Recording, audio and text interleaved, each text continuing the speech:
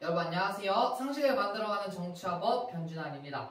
우리 지난 시간까지 이제 형법에 대한 이해, 그래서 형법이 규정하고 있는 범죄, 그리고 형벌에 대한 내용까지 마무리를 지었어요. 자, 두 번째 중단원에서는 우리 이제 형사 절차라 그래서 실제 형사 사건이 발생했을 때 어떤 식의 절차를 거쳐 사건이 진행되는지에 대해서 살펴보도록 할 겁니다. 수업 시간에도 얘기했지만 여기 선생님이 상당히 심혈을 기울여서 학습지를 만들었어요. 그래서 여러분들 나중에 복습할 때 정말 구조화 잘 되게 만들어 놨으니까 열심히 필기하시면서 따라오시면 될 것 같아요. 로스쿨 다니는 친구들한테 물어봤는데 법 중에서 가장 재미없는 법이 절차법이래요. 왜냐면 사건이 진행되는 절차를 그냥 우리는 순서대로 학습하는 거잖아. 그치? 그래서 그냥 그 절차를 쭉 따라가야 되기 때문에 재미 자체는 없는 단원인 것 같아요. 그래서 선생님 설명하면서도 조금 따분하다라는 느낌이 내 스스로도 살짝 들어. 근데 그런 만큼 여러분들이 중간에 놓칠 수 있으니 반복해서 들으시면서 절차를 제대로 숙지하고 있길 바랍니다. 여러분 나중에 실제 형사사건에 휘말릴 수 있어요. 그런 경우에 이걸 명확히 알고 있어야 여러분들의 권리를 최대한 보장받으면서 형사 절차를 거치게 됩니다. 자, 우선 형사 절차란 국가가 수사를 거쳐서 뭔가 혐의가 있다라고 판단하는 사람을 형사 재판으로 넘기고 그 재판에서 유무죄를 가리는 일련의 과정, 전체 과정을 우리는 형사 절차라고 부릅니다. 간략하게 그림으로 도식화해보자면 먼저 의심 가는 사람을 수사하고요. 그 사람의 혐의가 발견되는 경우 기소, 검사가 기소를 통해 공판으로 넘기게 됩니다. 공판은 재판이라고 보시면 돼요. 그래서 이 형사재판에서 판사가 선고, 유죄인지 무죄인지 선고를 할 거고요. 유죄인 경우에 만약에 실형을 선고하게 된다면 그 사람은 형의 집행, 즉 처벌을 받게 됩니다. 자, 우리는 이제부터 차근차근 각각의 단계에 대해서 구체적으로 한번 살펴볼 거예요. 자, 먼저 수사 그리고 기소 단계에 대한 내용들 구체적으로 살펴보겠습니다. 수사의 대상이 되는 사람을 우리는 피의자라고 불러요. 즉, 의심을 받는 사람입니다.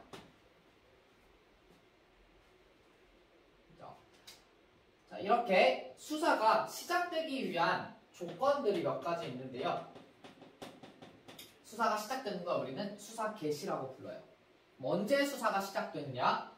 고소, 고발, 현행범 체포, 긴급 체포, 범인 자수, 수사기관 인지 등이 있을 때. 여러분이 먼저 구분해야 될 개념은 고소와 고발입니다.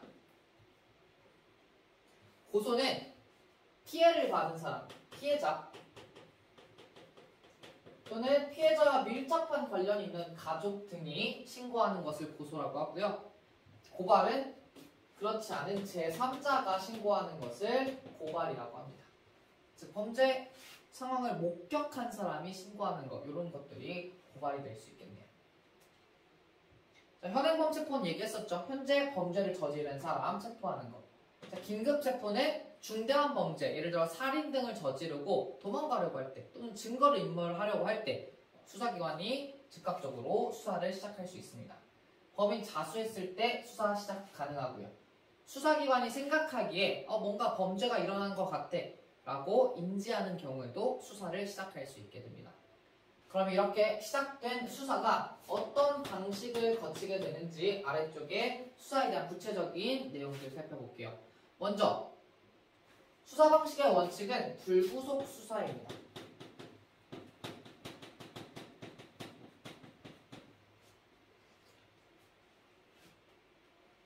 즉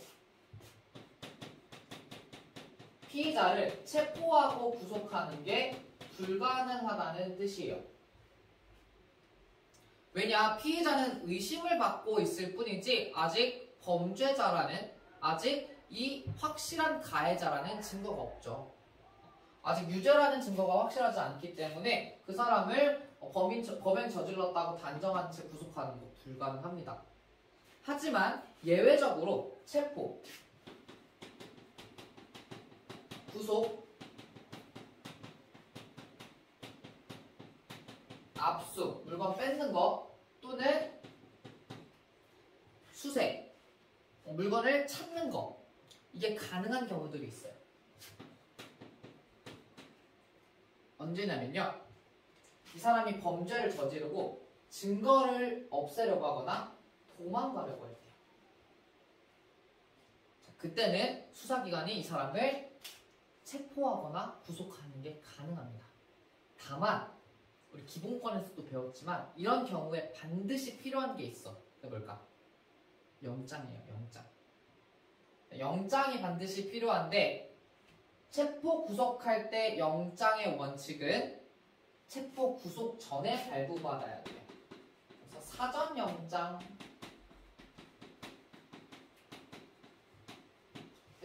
제시해야 됩니다. 체포 구속 전에 이 영장을 제시해야 돼요. 이 영장은 어떤 식으로 나오냐면요, 검사가 영장 좀 발부해주세요 라고 법원에 청구합니다.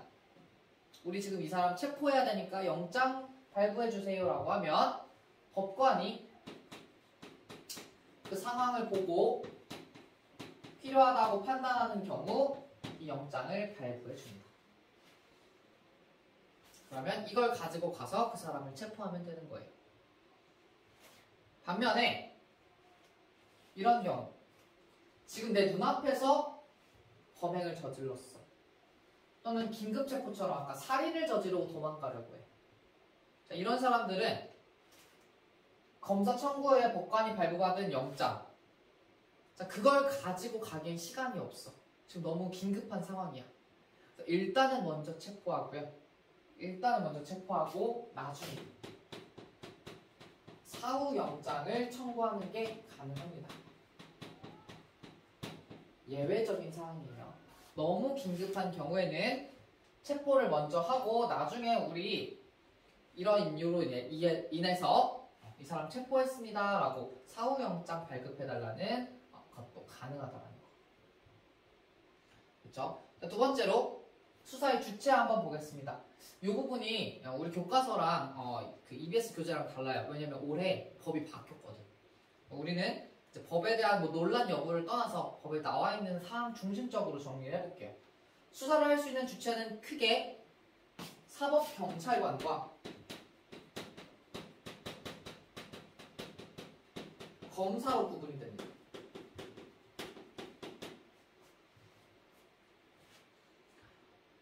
먼저 사법경찰관은 1차적인 수사기관이에요. 수사 주체예요. 그래서 일반적인 대부분의 범죄를 사법경찰관이 이제부터 수사할 수 있게 됩니다. 수사를 시작하고 진행할 때는 아래 나와 있는 검사의 지휘를 받지 않아요.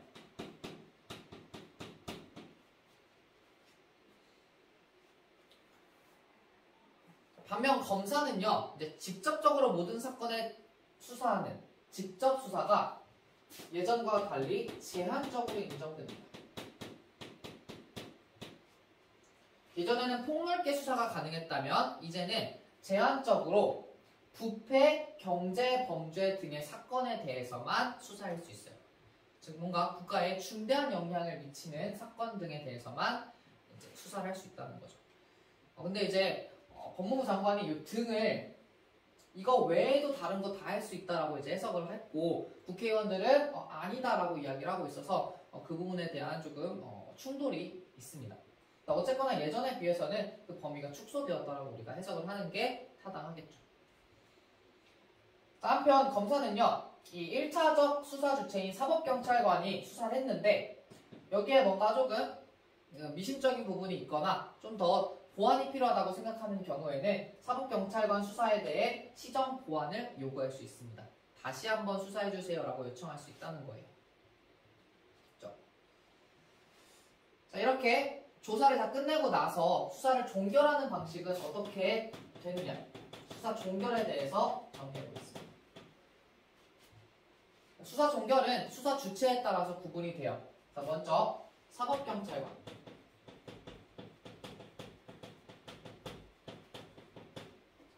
이 수사를 종결하는 방법 살펴보겠습니다. 자, 사법경찰관이 수사를 했는데 이 사람이 혐의가 인정이 돼요. 뭔가 의심받을 만한 정황이 있고 증거 등이 발견이 됐어요. 자, 그러면 이 사람을 검사한테 넘겨버립니다. 이걸 우리는 송치라고 표현해요. 보낼 송자야. 이 사건을 검사한테 보냅니다. 자신들이 수사했던 어떤 관련 서류나 증거물들을 포함해서. 근데 수사를 했는데 혐의가 인정이 안 돼. 이 사람 범인 아닌 것 같아. 뭐 다른 정황도 찾지 못했어. 그런 경우에는 송치하지 않는 불송치 결정을 내려요. 근데 이 불송치 사건에 대해서 검사가 보더니 이거 뭔가 좀 위법한데? 법을 어긴 것 같은데? 또는 부당한데? 라고 판단되는 경우에 다시 한번 재수사해달라고 요청할 수 있습니다. 아까 이야기했었죠. 다시 수사해주세요. 자, 그러면 이 두 번째 주체인 검사는 어떤 식으로 수사를 종결할 수 있는지 한번 살펴볼게요. 첫 번째, 이 사람을 기소하는 겁니다. 이 사람 재판받을 필요가 있는 것 같아. 범죄 저지른 거 맞는 것 같아. 라고 판단되는 경우에 이 사람을 기소합니다. 자, 기소는 공식적인 재판, 즉 공식적인 소를 제기하겠다는 뜻이에요. 그래서 기소라는 표현을 씁니다. 아래쪽에 법원에 이 사람 형사 재판해주세요 라고 요청하는 거, 이게 기소예요. 여기서 여러분 알 수 있는 거 뭐냐면요, 결국 이 수사 형사 절차의 두 번째 단계인 공판으로 넘길 수 있는 사람은 검사뿐입니다. 사법경찰관은 그게 안 돼요. 그래서 사건을 송치하는 거예요, 검사에게. 2단계로 넘어가려면 검사의 단계가 필요하기 때문에. 그래서 얘를 우리 뭐라 그러냐면요, 기소 독점주의라고 해요. 기소는 검사만 할 수 있는 것이다. 기소 독점주의라고 합니다. 자, 두 번째, 이 사람을 굳이 재판으로 보낼 필요가 없다라고 판단되는 경우에 기소하지 않는 불기소 처분을 내립니다.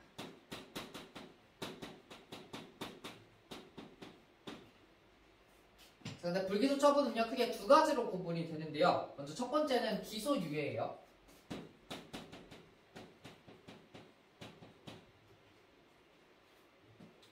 기소유예가 뭐냐? 말 그대로 볼래?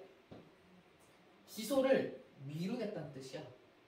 그럼 원래는 기소를 해야 돼. 즉, 피의 사실이 인정돼. 얘 범인인 것 같아. 그래서 재판 넘기는 게 원래 맞아.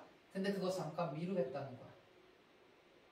왜 미루냐면 형사 정책적인 이유로 이 사람이 그 범행의 강도가 세지 않은 것 같고 충분히 반성하고 있는 것 같고 그 다음에 뭔가 개선의 여지도 있어 보이고 그런 경우에는 한번 다시 기회를 주겠다라는 의미로 기소를 안 해요.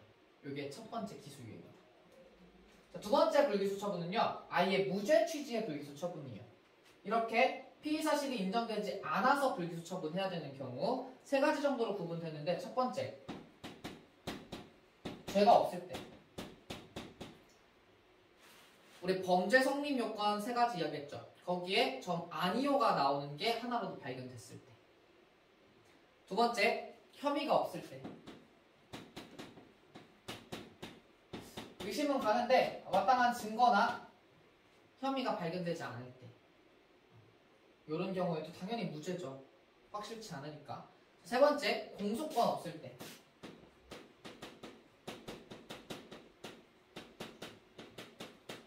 범죄에는 공소시효라는 게 존재합니다. 즉 검사가 이 사건에 대해서 이 사람을 소제기할 수 있는 기간이 정해져 있어요.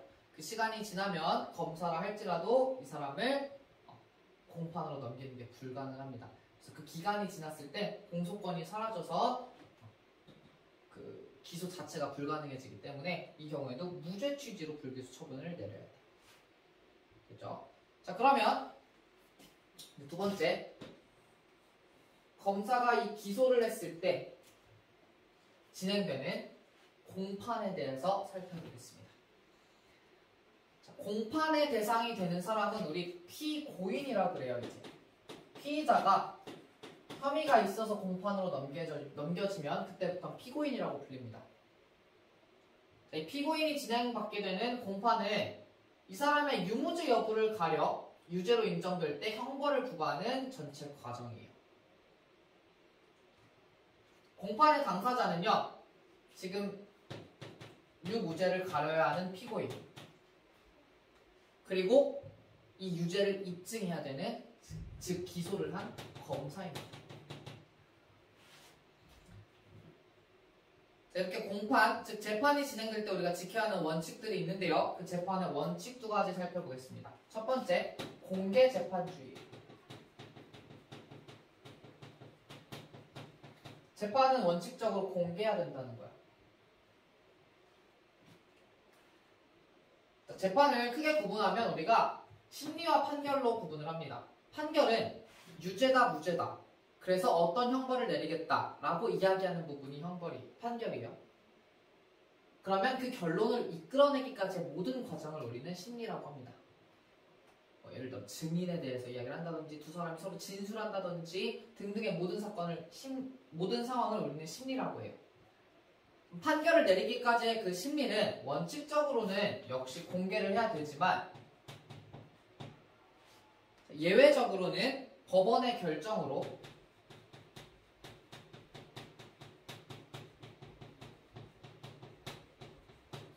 공개하지 않을 수 있어요. 예를 들어서 심리 과정에서 국가 기밀 등이 누설될 가능성이 있다. 이런 경우에는 법원의 결정으로 심리는 공개하지 않을 수 있습니다. 하지만 판결은요, 유죄인지 무죄인지 어떤 형벌을 내리는지 그 판결은 필수적으로 공개해야 됩니다.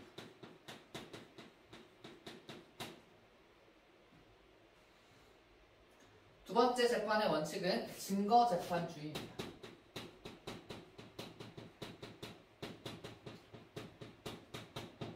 즉 재판은 감정에 호소하거나 아니면 뭔가 의심만으로 이 사람을 몰아가서는 안 되고요. 정확한 증거에 의거하여 유죄인지 무죄인지를 입증해야 합니다.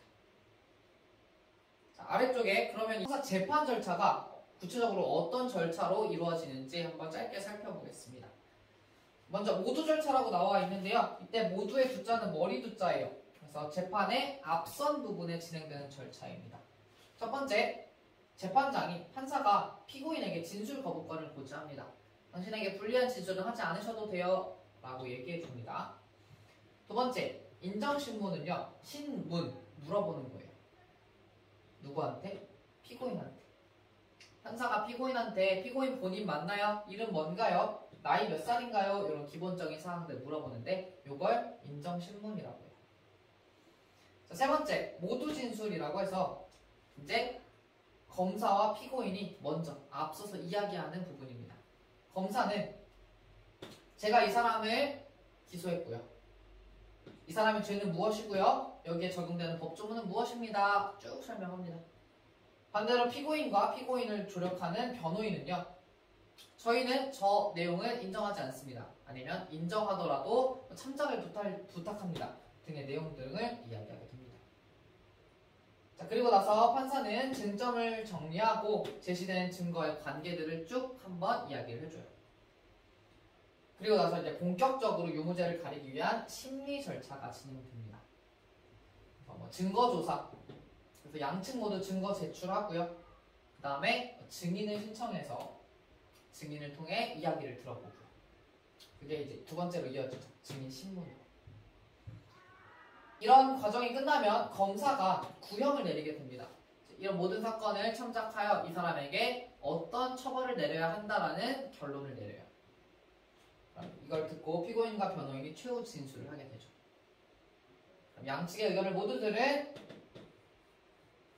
재판장은 이 사람이 무죄인지 유죄인지 선고하고 유죄인 경우에는 어떤 형벌을 내릴지에 대해서 선고를 합니다. 그게 판결 선고 마지막 단계예요. 그렇죠? 자, 그럼 우리 이제 판결 선고의 선고 유형들을 구체적으로 살펴볼 거예요. 자, 오른쪽으로 와보겠습니다. 선고 유형 먼저 이 사람 쭉 심리를 해봤더니 사건 심리를 해봤더니 재판을 진행해봤더니 유죄를 입증할 수가 없네. 또는 정확히 들어보니까 이 사람 행위는 범죄가 아니야. 우리가 얘기한 범죄 성립 요건에 어긋나는 부분이 있어. 아니오라고 나올 수 있는 부분이 있어. 자, 그런 경우엔 유죄가 아닌 무죄 선고를 내리겠죠.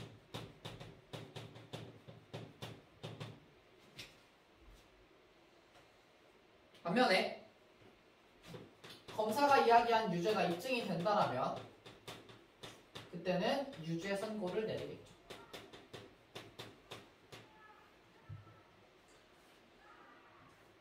당신은 유죄입니다 하고 나서 이제 처벌에 대한 이야기를 할 때 우리 이 아래쪽에 나와 있는 A, B, C 중에 한 가지가 같이 선고돼요.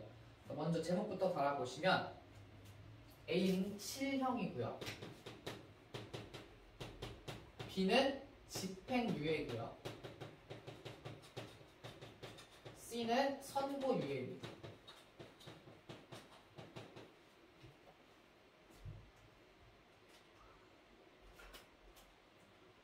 실형부터 보시면 실형은 실제 집행되는 형벌이 얼마인지를 제시하는 거예요. 예를 들어 당신은 유죄입니다. 따라서 징역 5년에 처합니다 라고 이야기를 하는 겁니다. 그러면 그때부터 징역 5년을 살게 되는 거죠. 집행유예는요. 당신은 유죄입니다. 그리고 형 받아야 되는 게 얼마입니다. 근데 그 형을 실제 집행하는 걸 잠시 미루겠습니다. 이 뜻이. 따라서 형을 선고할 거야. 몇 년형 이런 식으로 선고할 거야. 하지만 그걸 실제 집행하는 건 미룰 거야. 이게 집행유예예요.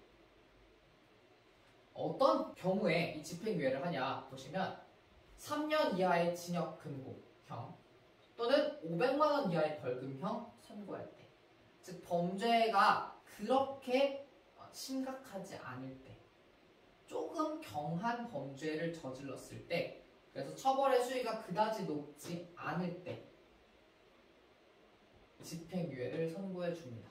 그 집행을 미룰 수 있는 기간은 1년 이상 5년 이하인데 이 기간 동안 당사자가 아무 문제 없이 잘 마무리를 한다면 그때부터 어떤 효과가 나타나냐?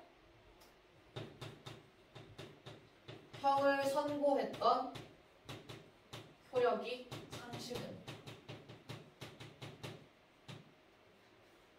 즉, 너 징역 3년에 집행유예 2년이야.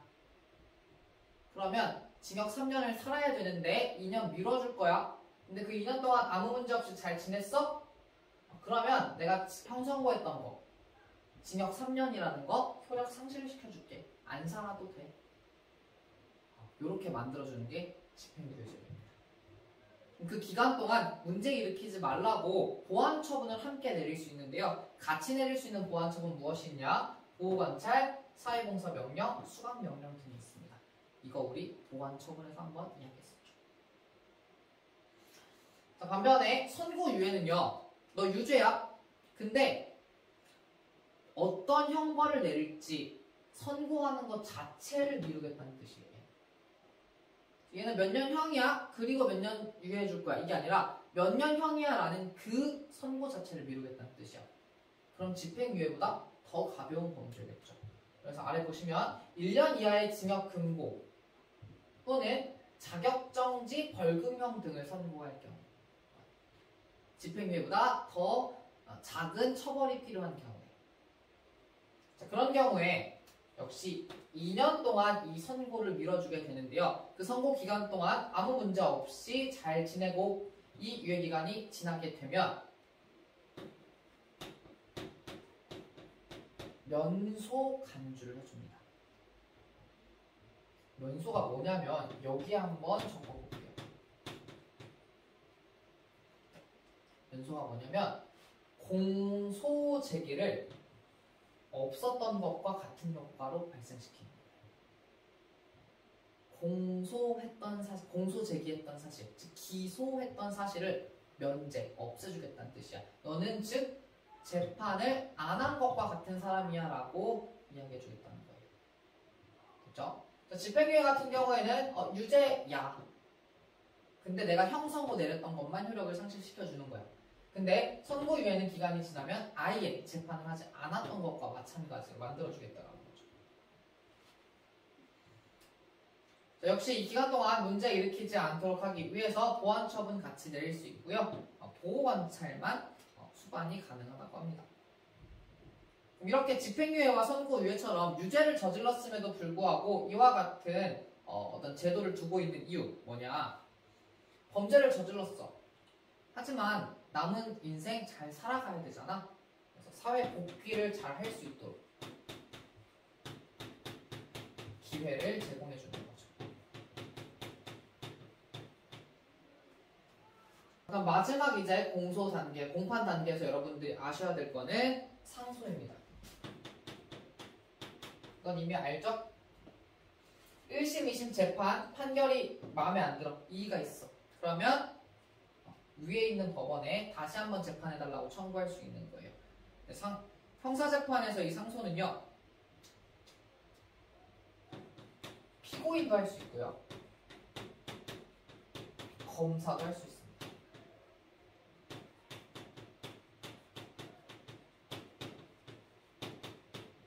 양쪽 모두 재판에 판결에 이의가 있는 경우에 상소 제도 활용할 수 있습니다.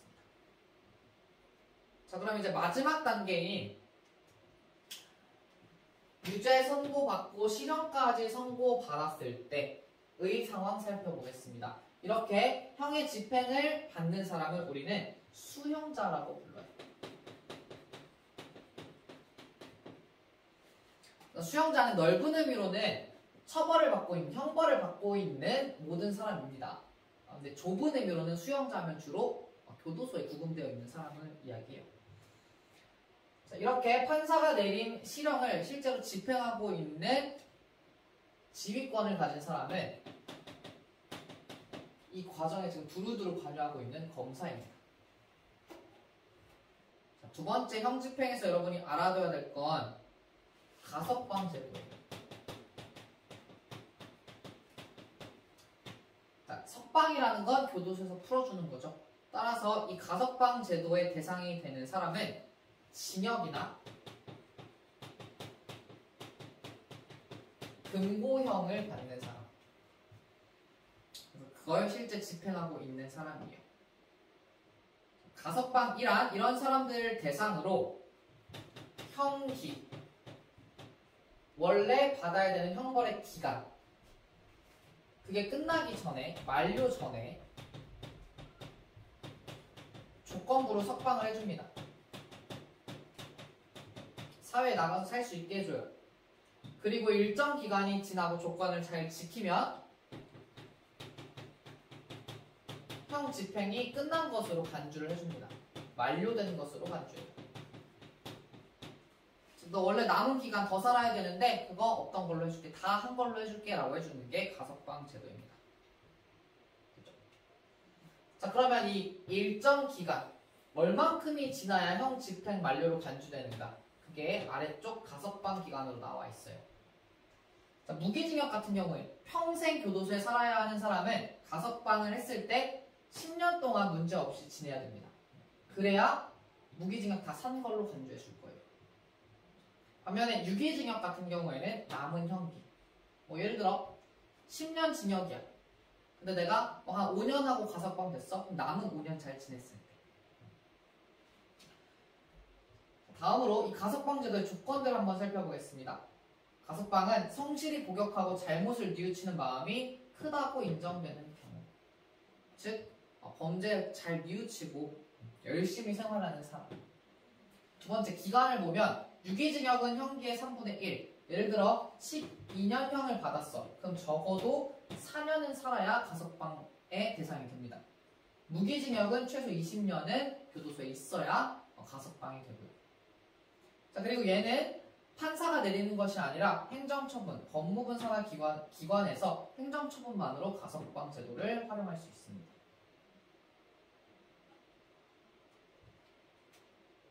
가석방 제도에서 이 사람들이 석방된 채 문제없이 잘 생활할 수 있도록 하기 위해 우리나라 원칙적으로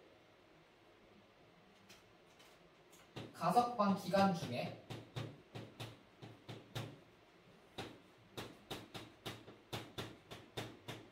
보호관찰을 받게 되어 있어요.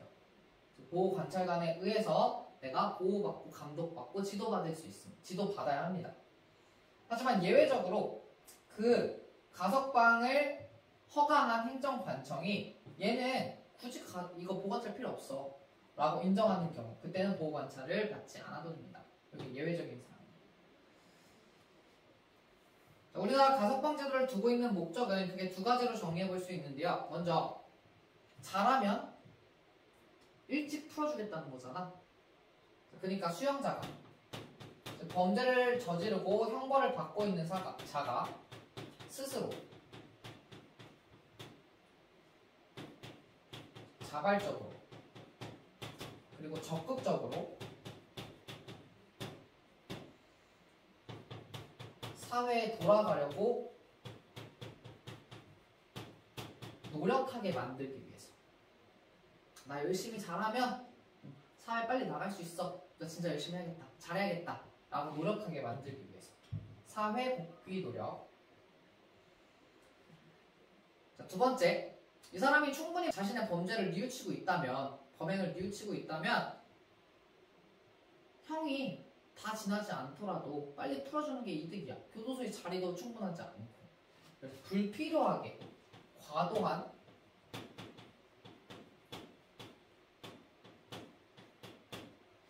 형 집행 기간을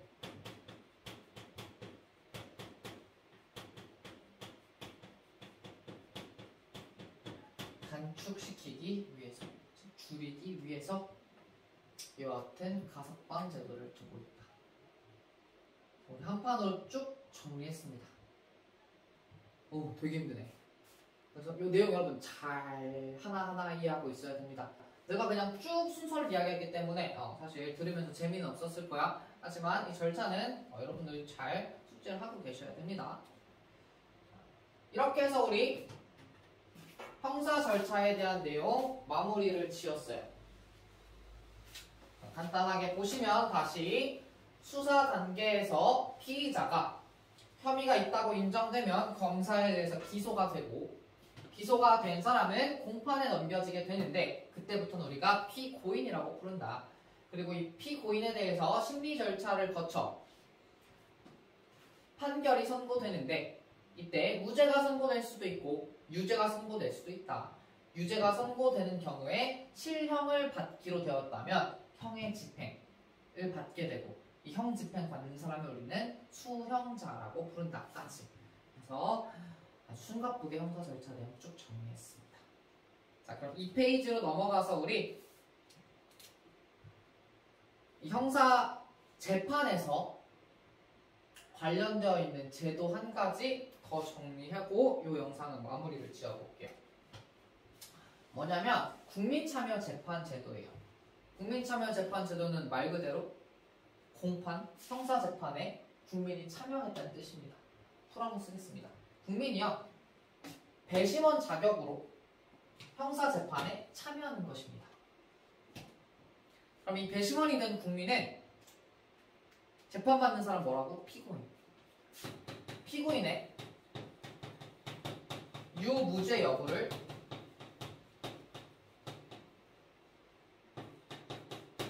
판단합니다. 결론을 내리는 걸 평결이라고 해요.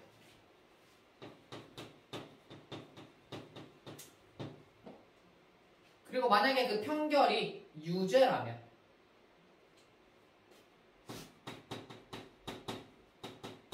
형벌의 양이 얼마여야 될까? 즉 양형 의견을 개진합니다.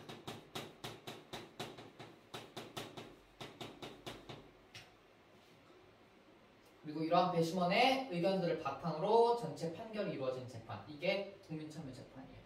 다시 배심원이 된 국민이 유무죄에 대한 판결을 내리고요. 만약에 유죄 판결이 내려졌으면 이 사람이 형벌을 얼만큼 받아야 하는가, 그 양형에 대한 의견을 제시하고 이걸 바탕으로 판결이 이루어지는 재판, 이것이 국민참여재판이다. 이 국민참여재판은 모든 사건에 대해서, 모든 재판에 대해서 적용할 수는 없고요. 정해져 있는 재판이 있습니다. 대상 보시면 지방법원 합의구, 관할 사건.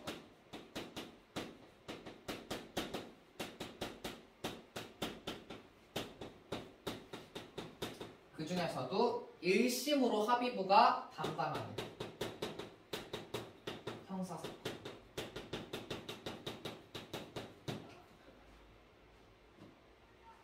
예전에 우리 법원 파트 공부할 때 3심제 배웠죠. 3심제 할 때 내가 이렇게 두 개로 사건을 나눠서 설명을 했었는데, 범죄의 수준이 경한, 즉 가벼운 경우에는 1심을 지방법원 단독 판사가 한다고 했어요. 근데 이렇게 지방법원 합의부가 3명이 모여서 1심을 맡게 되는 경우에는 그 범죄가 중한 범죄라고 이야기를 했었습니다. 따라서 이 국민참여재판의 대상이 되는 사건은 중한 범죄에 대한 1심 사건이에요. 이거 언제 많이 하냐면 좀 국민 정서상 그 범죄가 좀 용인될 수 있을 것 같을 때, 뭐 예를 들어 가정폭력을 당한 사람이 그 가정폭력한 부모를 죽였거나 뭐 이런 경우, 그러니까 국민들이 충분히 좀 납득할 수 있는 경우들에 마음을 좀 잘 이렇게 이끌어내서 자기에게 유리하게 재판을 이끌어갈 수 있는 게 바로 국민참여재판 제도입니다. 다만 이제 피고인이 원하지 않는 경우에는 이 국민참여재판을 사용할 수 없어요. 자, 그러면 이제 국민이 이 국민참여재판에 참여했을 때 배심원이 된다면 이 배심원은 어떤 조건을 가져야 하는가 살펴보도록 하겠습니다. 먼저 배심원이 될 수 있는 조건은요, 원칙적으로 만 20세 이상 국민 전체예요. 그래서 해당 지방법원에서 사건을 이제 진행할 때 그 관할구역 거주 주민 가운데 무작위로 선정을 해서 연락을 한대요. 연락을 받으면 필수적으로 가야 된다고 하더라고요. 특별한 사정이 없으면. 근데 이 국민참여 재판에 배심원으로서 제외되는 사람들이 있습니다. 굉장히 공정한 의견을 제시해야 되기 때문에 일정한 범죄 전력이 있는 사람은 배심원으로 뽑지 않고요. 그 다음에 법에 대해서 너무 해박하여 일반 국민 정서에서 벗어나 경찰관이나 변호사 등의 직업을 가진 사람들 역시 배심원에서 제외시킨다고 합니다. 마지막으로 이 배심원이 유무죄에 대한 판결 내리고 양형 의견 개진할 때 어떤 식으로, 어떤 방식으로 하는지 살펴보도록 하겠습니다. 먼저 판결 부분이에요. 유무죄에 대한 판결을 내릴 때 원칙은 만장일치입니다. 즉 배심원이 된 모든 사람의 의견이 하나로 모여져야 돼요. 유죄인지 무죄인지. 근데 아무리 서로 이야기를 하더라도 예외적으로 만장일치가 이루어지지 않는 경우, 즉 의견이 전혀 좁혀지지 않는 경우, 이런 경우에는 법관, 즉 판사의 의견을 한번 들어보고 이제 시간을 단축하기 위해 다수결로 결정할 수 있게 해놨습니다. 두 번째, 이제 유죄의 경우에 양형, 형벌의 양을 결정을 해야 되는데 거기에 대한 의견을 낼 때는요, 판사와 이 양형에 관해서 토의를 진행합니다. 이거에 대해서는 어느 정도 하는 게 좋은지에 대해서 서로 이야기를 나눠요. 그리고 나서 배심원 각각이 자신의 의견을 제시합니다. 저는 몇 년, 저는 뭐 어떤 처벌을 내려야 된다고 생각합니다. 이런 이야기를 해요. 근데 여기서 중요한 건 뭐냐면요, 두 번째 효력이에요. 국민참여재판에 좀 아쉬운 점이기도 한데 이 배심원의 판결과 양형 의견은요, 권고적 효력을 가져요. 자, 권고는 뭐야? 이렇게 했으면 좋겠다야. 따라서 판사는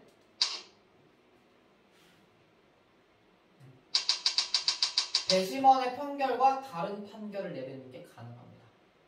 배심원이 유죄라고 했지만 판사가 무죄라고 할 수 있고요. 배심원이 무죄라고 했지만 판사가 유죄라고 할 수도 있는 거예요. 양형 의견도 다를 수 있고요. 즉, 배심원의 의견이 판사를 구속하는 힘이 없습니다. 그렇죠? 하지만 이 국민참여재판제도의 취지를 살리기 위해서 만약에 배심원과 다른 이야기를 결론으로 내린다면 그 마땅한 이유를 판결문에 분명하게 밝혀주어야 합니다. 판결문에 이러이러이러한 이유로 배심원과 다르게 판결을 내렸다라는 걸 설명해 줌으로써 납득시켜줘야 돼요. 그렇죠? 이런 국민참여 재판이 있다라는 거 살펴봤고요. 실제 국민참여 재판 이제 가게 되면 이런 모양으로 재판이 진행됩니다. 검사와 피고인이 이렇게 마주보고 앉게 되고요. 그 다음에 배심원이 이쪽에 쭉 앉게 되고 여기에 판사 3명이 앉아있는 거죠. 합의부 판사 3명이 앉아있는 거죠. 이런 식으로 진행되는 국민참여 재판이 있다라고 해서 형사 절차에 대한 내용들 한번 쭉 마무리를 지었습니다. 다음 영상에서는 이 형사 절차에서 국민들이 보장받을 수 있는 국민들이 인권을 보장받을 수 있는 어떤 제도나 내용들에 대해서 한번 살펴보도록 할 거예요. 그죠? 그래서 오늘은 여기까지 하도록 하겠습니다. 다음 영상에서 볼게요. 안녕.